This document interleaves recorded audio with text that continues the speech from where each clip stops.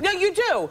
She looks clean and girl next door. I mean, it's happiness. That's what it is. It's happiness. And you saved yourself just in time. At 25, you got your whole life ahead of you. But you look clean and good. But you know what makes me mad? Like, I love that I wrote this book and I'm so therapeutic, but I'm 25 and people keep saying, you had a very interesting life. I'm like, my life isn't over. I'm still gonna make mistakes. I'm not a saint. I'm still, like, I'm 25 years later, I'm gonna write memoir number 2, you know? I have so many more mistakes to make. I have so many things to go over now, you know. I have so much life to live, you know. And that was quite a life in the past. She talks very candidly in her book about her absentee father. And was your father in and out of your life, or just out? No, he was in and out, and you know, he was in and out of my life, and you know, he made promises that he never kept, and he was like, I'll be there for this day, and he never showed up, and it just hurt me. It broke my heart when I was young, you know, and it scarred me. And but finally, when he just left, it just made my life much better. It made it better that, you know, that he just left us. And I mean, believe it or not, that was better for us. You know? And then we talked about the drugs last time that you were here, and now things are. Oh, and by the way, the Playboy Mansion stuff is so interesting.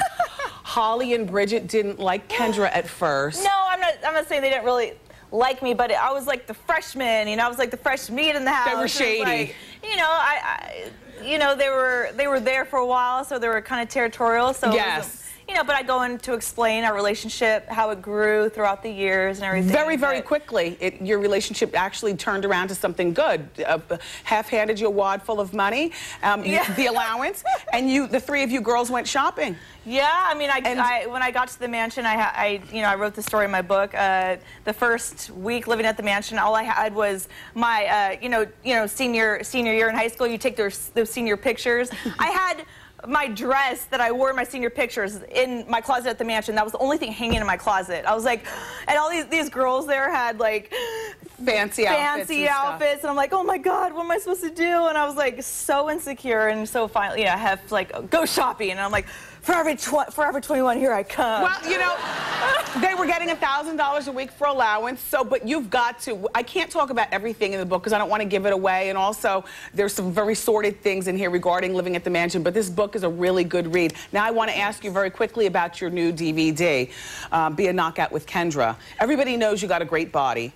Thank you. Though I shot this in 2 days, and it took 13 hours per day to shoot. Wow. And talk about the hardest, besides Labor Day, this was like the 2 hardest days of my life. Yes. I mean, after those days, I was like shaking. I was like, oh my God. I mean, these workouts are crazy. I mean, like, I had some fans coming up to me during my signings of my book, and they're like, I did your workout, and it was crazy.